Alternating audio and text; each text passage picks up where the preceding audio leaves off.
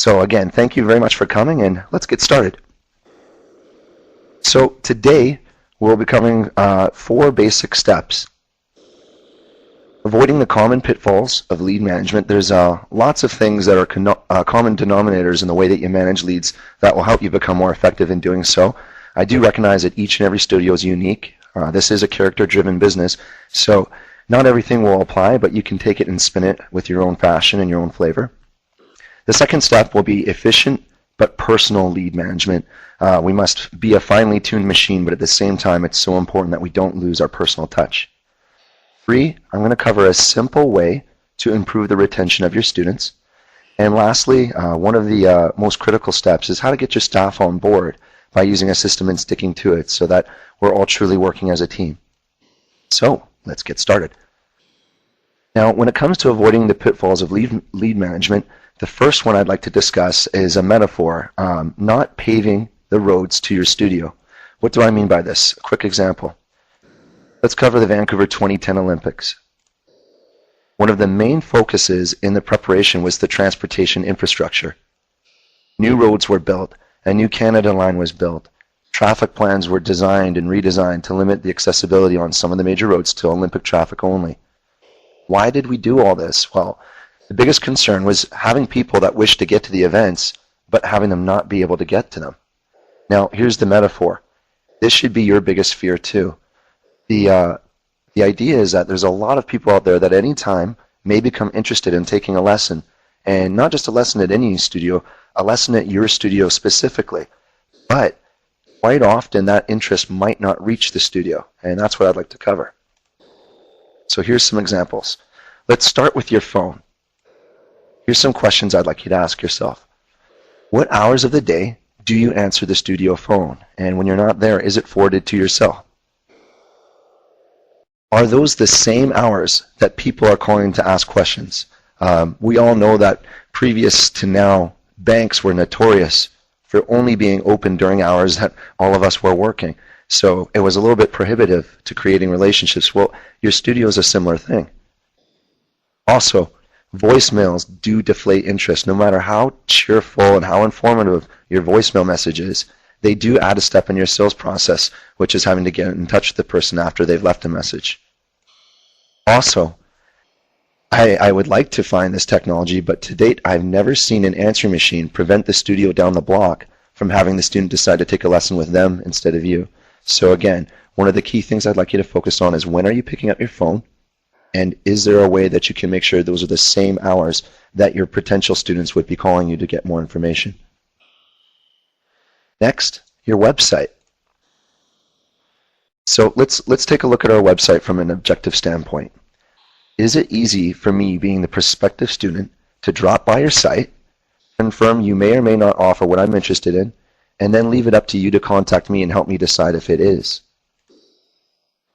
The reason I say this is because North Americans are usually afraid and lazy in general as consumers.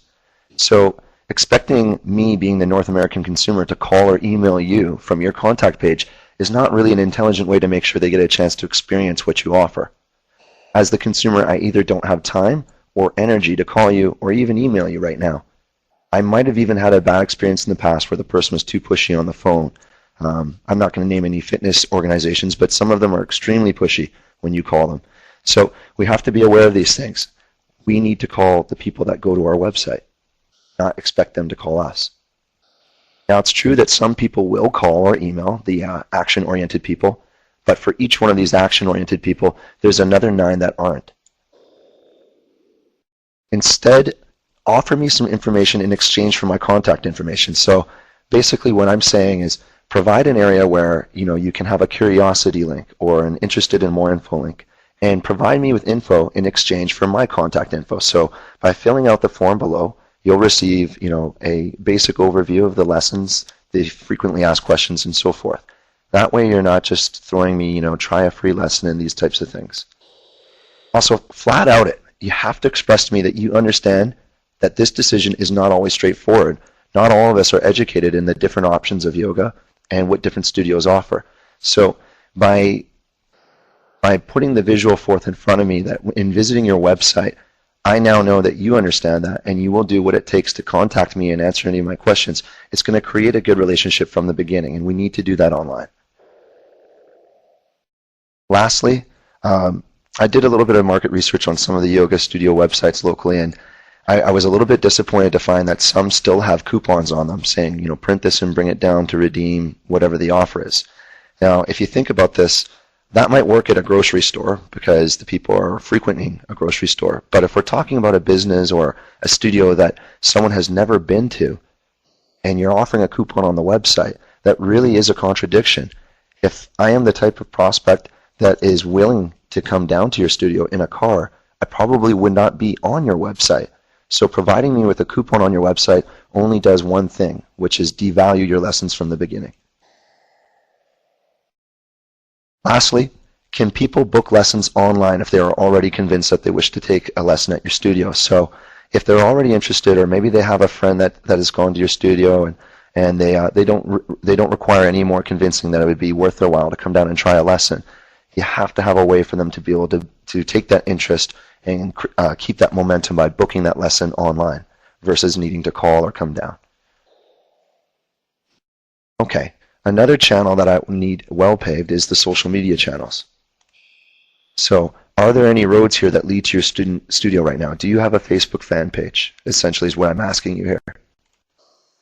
How scenic is the drive? The metaphor here is if they're looking at your Facebook page and they look at the previous posts, is it plastered with sell, 2-week specials, come down for a package and these kinds of things? Or are you providing interesting and relevant content that would make me more curious about you, curious enough to ask another person if they know you? What would that someone say? I always ask this. I'm sure all of you are focused on providing quality lessons and garnering strong relationships with your students. But again, social media is one of the things that is going to continue to grow. It's not going anywhere. And we are now subject to what other people say about our brand versus what we say about our brand. So treating people obviously with respect and creating strong relationships is a critical aspect of having a successful social media presence.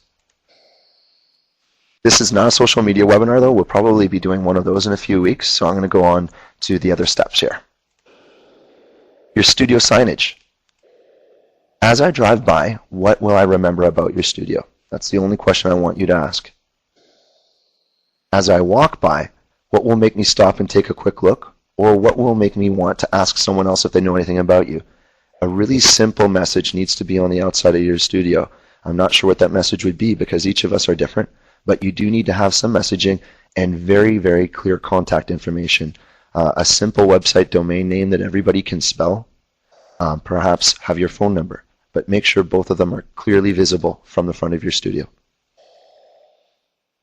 So that covers our first pitfall in lead management. I'm going to move on to pitfall number 2, which is dropping leads.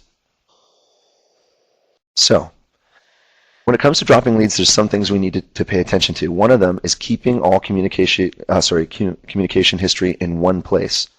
This is getting harder and harder nowadays, which ironically is why it's much more important than it ever has been. Going back in time, there used to just be phone calls and face-to-face chats. Maybe there is the occasional outbound direct mail letter you would send. And yes, I mean a hard copy letter, not an email. During this time, usually the only place we might track any communication would be in some type of hard copy notebook. And at that rate, it might have only been phone calls we keep track of. And I'm speaking of people calling you, asking about lessons, maybe somebody dropping by and just having a quick chat with them. You know, in the old days, we would just write this down on a notebook. And what we remember now, we'll forget in 30 minutes, so we have to write those things down. So all those conversations you say to yourself, you remember, or you think to yourself you're going to remember, or you'll update your team the next time you see them, they often get lost if you don't store them somewhere. And that can get embarrassing, especially with the studio email address. If emails are going back and forth and there's more than one instructor that's communicating with the same person and not the entire team is aware of these communication logs, it can become very difficult to maintain that personal relationship and to continue getting yourself more students this way. So you do need to keep everything in one place. Essentially, that's what this message is. Each one of these channels being your phone, your website, your social media present, and your studio signage acts like a spoke on a wheel